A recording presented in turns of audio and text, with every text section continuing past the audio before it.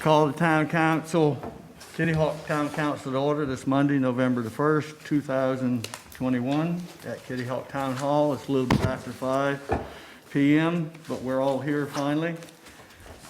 Would you join us for a moment of silence and the Pledge of Allegiance?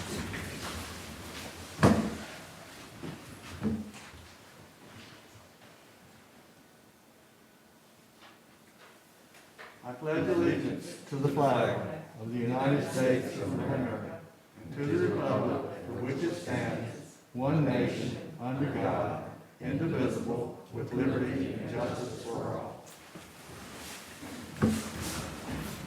All right. Do I hear a motion to approve the agenda? Motion to approve, Mr. Mayor. Does it have a second? Second. A second. All in favor? Aye. Opposed? There are none. Next, we have recognition and presentation. Teresa's going to tell us how much money we got.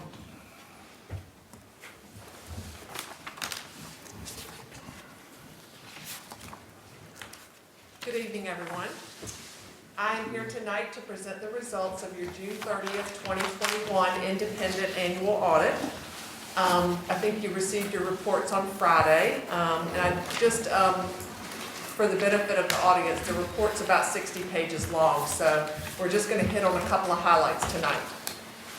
The town has received what's called an unmodified opinion on its financial statements, which is the best opinion you can receive, and it verifies that your financial statements are presented fairly in accordance with generally accepted accounting principles.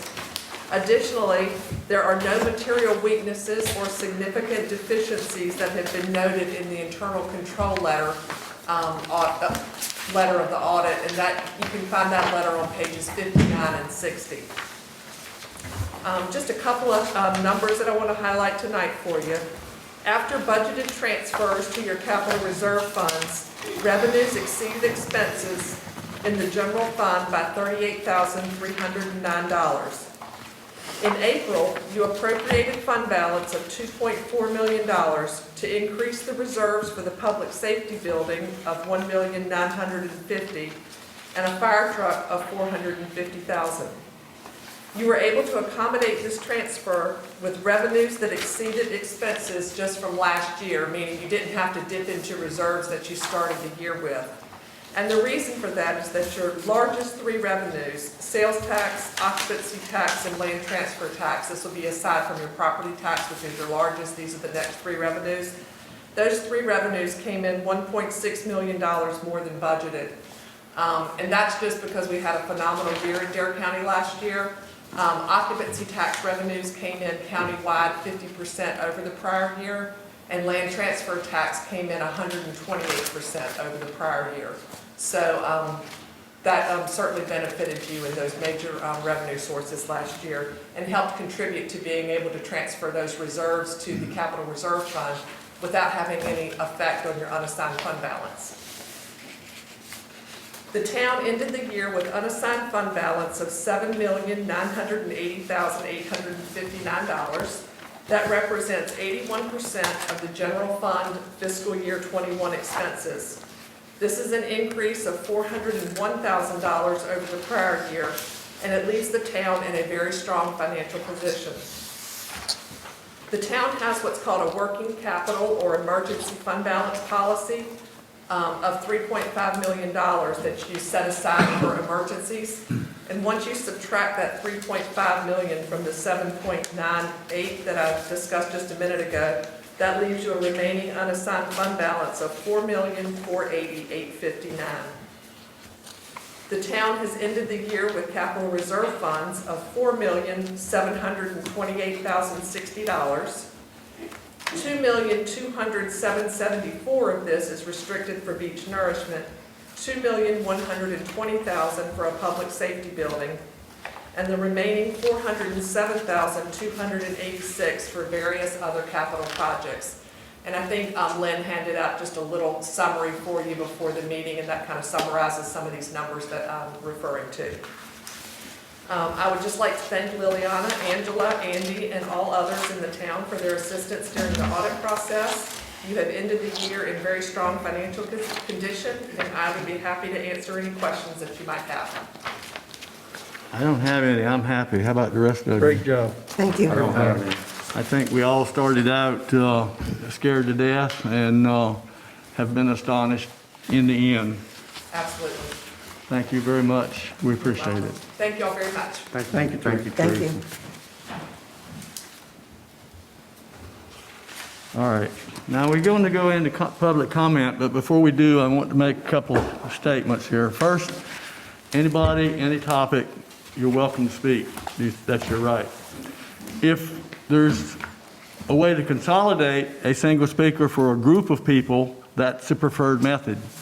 We don't hold you to that, but it would be helpful to all of us present if that's the case. So, having stated that, do we have anybody signed up for public comment, Lynn? We do, but I'm not sure that they really want to speak. They're kind of reading the room. But I'll call Gerald Rittenberry.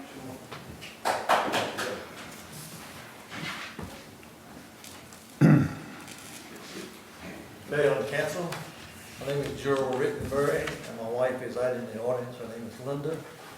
And we appreciate the opportunity tonight just to come and say a few words. We were not notified in time to be here for the last meeting, and so we did send you all a letter, and it was in, I thought, very detailed, with a lot of things in it that you could at least look at and think about, and hopefully come to some agreement. And I'd like to put each one of y'all into my position and others in my neighborhood. If you were living in my house right now, how would you vote on changing the zone?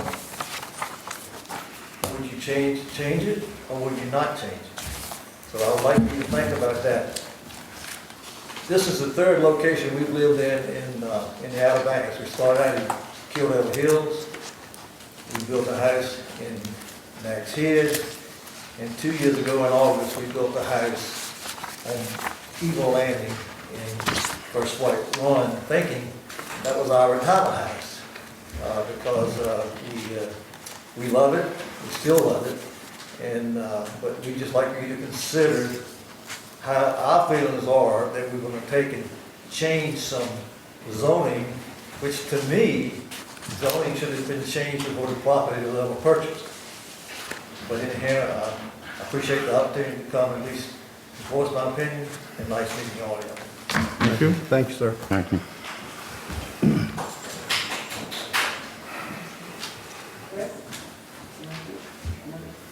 That's all that have signed up. All right.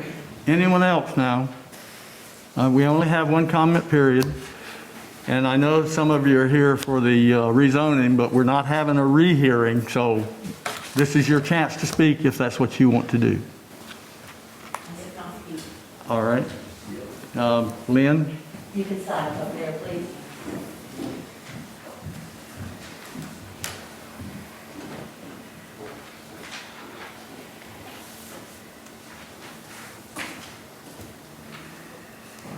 Hello again, I'm Susan Martin. I was here at the last meeting and was fortunate to be able to speak to you and voice my opinions on the proposed rezoning. I think since the last meeting, I believe, I don't know for sure how many letters of response have been sent out to the council people, but I believe a lot of our homeowners in the adjacent property in Harbor Bay have voiced their opinions about the rezoning. I hope that you've each taken time to read those letters, to think about it, and give, serious consideration again to, what we're proposing to do.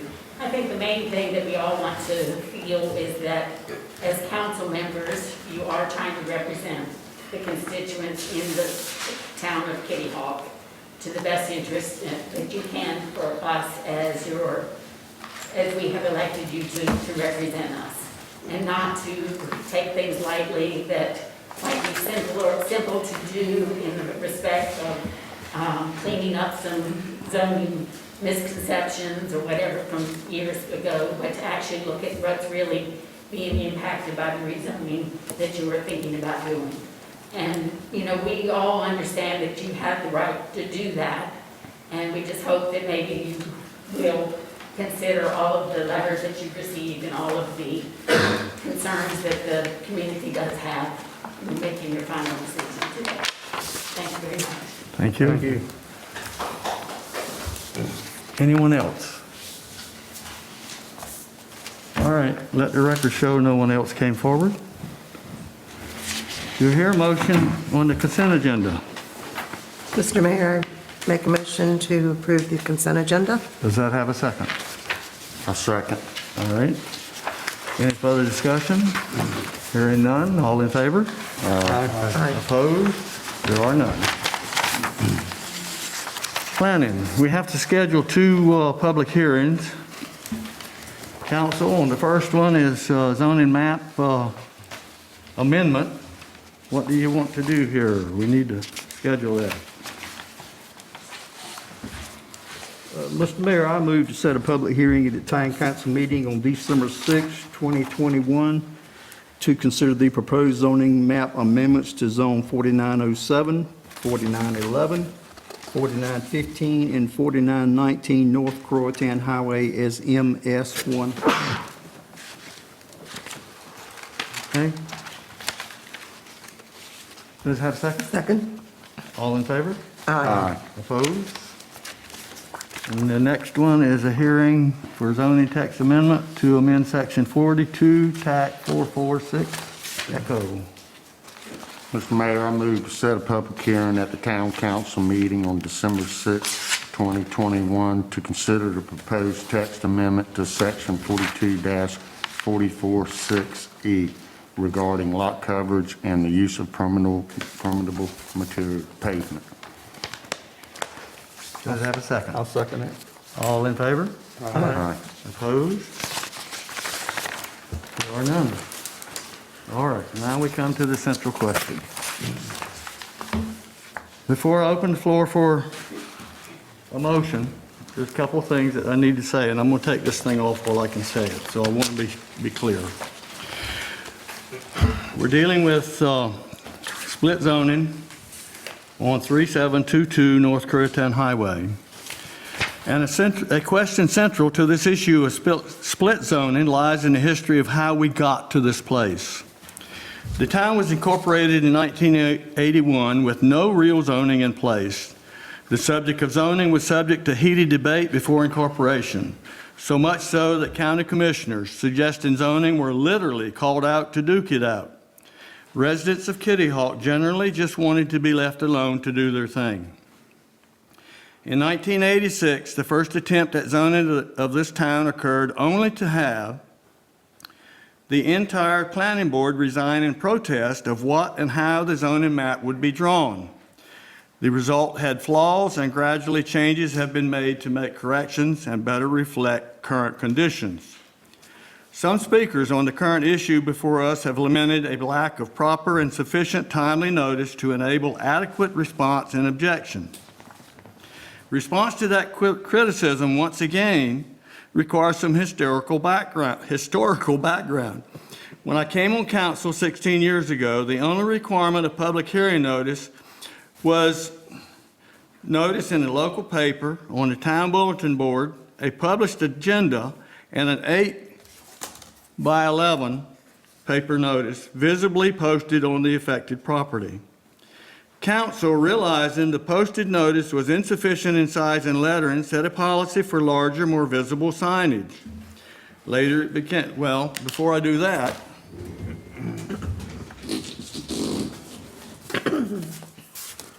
this was the after. This is the one that was posted. This was before, this was after. Thank you. Later, it became apparent that affected property owners were still not getting notice, so council added a policy requiring mail notification of adjacent property owners subject to zoning changes. North Carolina statute has since modified mailing to adjacent property owners of last tax record. In this case, notice was mailed to 17 separate adjacent property owners per Dare County tax record of September 23, 21. Notice of hearing was also published twice in the Coastland Times, on the town website, in the agenda posted on Town Hall Bulletin Board, and electronically mailed to all persons or entities listed on the town's web notification site. Large yellow black lettering signs were posted in 2 places on the property under consideration. Council has continually gone beyond minimum notice requirements in an effort to obtain the maximum public input for any issue. While a hiccup occurred with the original mailed notices, correction was timely made and within the full notification window in all the various communication methods used for public hearing. Tabling the decision on the rezoning added a full month for council review of additional comments received via electronic mail. As of tonight, 17 additional forms of communication were received and passed to council and staff for review.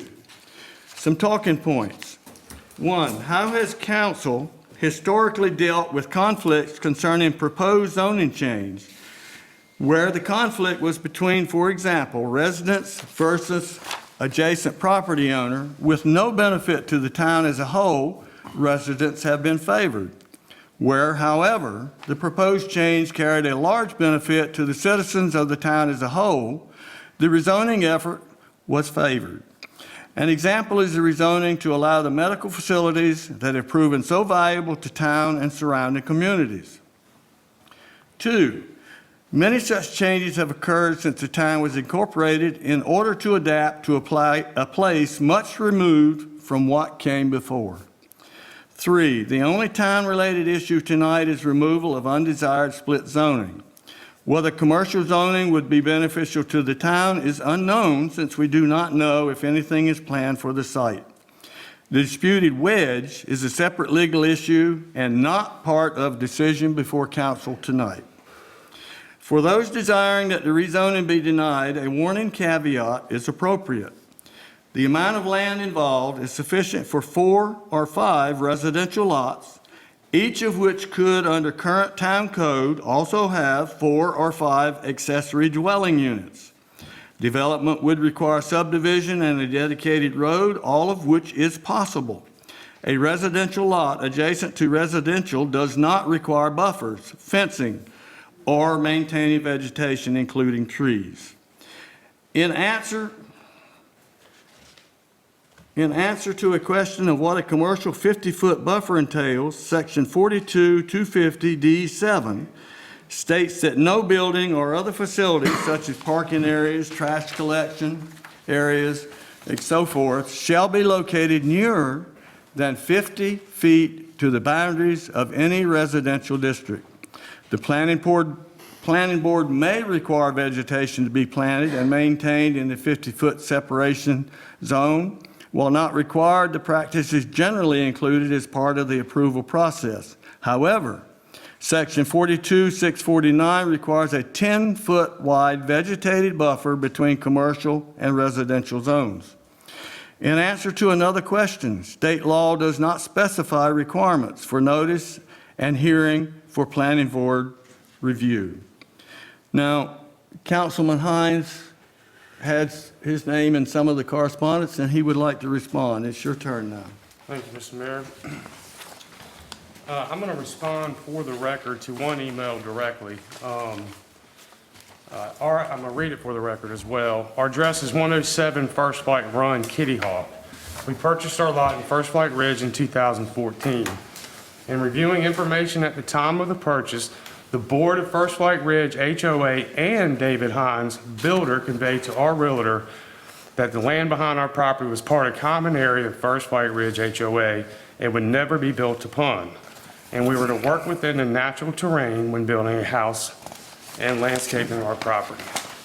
I want the record to reflect that the comments are inaccurate. True, Shearwater Development was the builder of the home, but did not represent you nor help you during the purchase of the lot, where you have been afforded ample time to review your lot specifications and surrounding properties. At no time did I represent the land behind your property was common area of First Flight Ridge, nor did I state the land couldn't be built upon. Thank you. All right.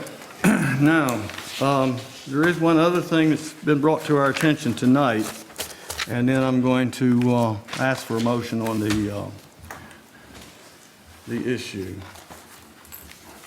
The applicant's representative has brought this to our attention, and it's basically a First Flight Ridge LLC final plat of a block.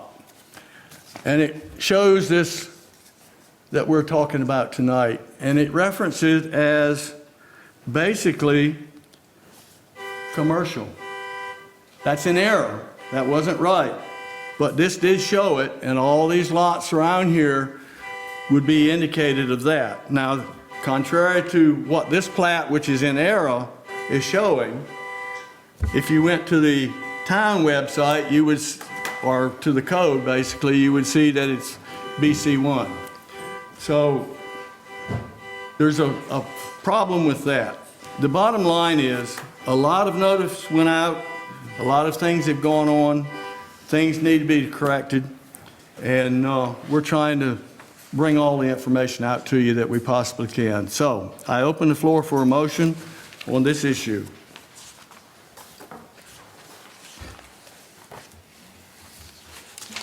This is something that should have been corrected a long time ago and was not. Council has a duty tonight to take care of this matter or pass it on to further councils to deal with in the future, and I really don't think that is appropriate. Mr. Mayor, I move to grant approval of the application to rezone the portion of the property at 3722 North Croatian Highway, PN number 9875-1277-8299, from Beach Residential BR1 to General Beach Commercial BC1. Town Council finds that the proposed use is consistent with the town's adopted Campbell Land Use Plan and finds this to be in the public interest. Does that have a second? Second. All right, now the floor is open for discussion. Mr. Pro Tem, would you start us with any kind of discussion? You kind of give your thought process. That's my feelings. I don't think we should carry anything over to the future that it's our responsibility to deal with. I hate it wasn't corrected a good while ago like it should have been, that we wouldn't be sitting here tonight. We've got a lot of emotional emails from the public, the people that live in First Flight Ridge. I appreciate those emails very much. You may not think so, but I do. I read every one of them. So thank you for your interest, but I am in favor of the rezoning. Lynn? This is, as already stated, this issue should have been corrected many years ago. We're making an effort to bring things together and eliminate the few parcels we have that have split zoning. Split zoning is never a good thing. I think the folks that live in the affected area will find over time that a lot of their fears are ungrounded. Kitty Hawk is a primarily residential area, low density, but with appropriate commercial development. If you look around the town at all the different commercial developments, all the different businesses, I think you'll find that they're all pretty good neighbors. And I am in favor of this 100%. David? Couple of things. I would like to get Rob up here in a second, but to ask him a question to clarify something. But it's, anytime you have to make decisions like this and it affects people, especially that are your neighbors, it bothers you. It's bothered me. But I got to look at the overall picture as well, and I just wish it would have been resolved long before now. That way we wouldn't have to be dealing with it. Okay, well, we can't call Rob because that's once right. the hearing's over, Never we have to mind. make the decision, so that can't happen. You're correct. So All right, Jeff? Well, I questioned how that the zoning came about, and I tried to do some research, and It was obviously a number that was taken from the bypass, measured over, and a straight line was drawn. And instead of following the property lines like it should have been, I believe. With me, I feel like since I've already approved the next door neighbor to the north, I would have a hard time explaining how I could pick and choose. So I think that the split zoning in the town, there's some more, and I would like to see them straightened out so that we don't pass this on. It should have been cleared up way before the development was ever put in, and it's been passed along, and I hope that we can see it cleaned up. That's all I have. All right, I want to add something that occurred to me while I was doing the research on this. It was brought to my attention, somebody said, well, they just made a line down the road. If you go to Currituck Peninsula and you ride up 158, what you'll find is that there's commercial, a set line back from the road, and it'll go all the way to Moyock. And that was done way back when. I don't know when it was. I didn't do the research on that, but I know it for a fact that it enveloped certain residential properties because they were built before they did that line.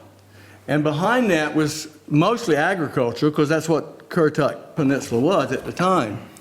So you had a lot, and still do have, some split zoning. And I'll give you an example of where some of that happened. You see the O2 Park, and basically the house that used to be there was residential, but it was a commercially zoned. And behind that was agricultural. And then they come in and took the whole thing and made the O2 Park. So it happens, and times change, and that's where we are today. So the property owner has a right, and that's kind of where I'm coming from on this. Also, with the information we've been given, it shows pretty plainly that there are a lot of errors have been made over plats, over wedges, over all these things. So we're trying to get it straight. And with that, I ask, do I hear a motion for approval? I've already made the motion. Oh, you already made the motion. All right, all in favor, that's right, that's where we are. Thank you. All in favor? Aye. Opposed? There are none. All right, the motion has passed. All right. Town manager, you got any comments for us? No comments. All right. The town attorney is not with us tonight. He's hung up in traffic somewhere, I don't even know where. And town council, anybody got anything else to say? I don't have anything tonight, Mr. Mayor. David? No, sir, I'm done for the night. How about you, Lynn? Nothing, thank you. All right. Just thanking all the town staff again for what you do each and every day. All right. That said, I motion to adjourn. Second. Aye. All in favor? Aye. Nobody ever opposed. Thank you.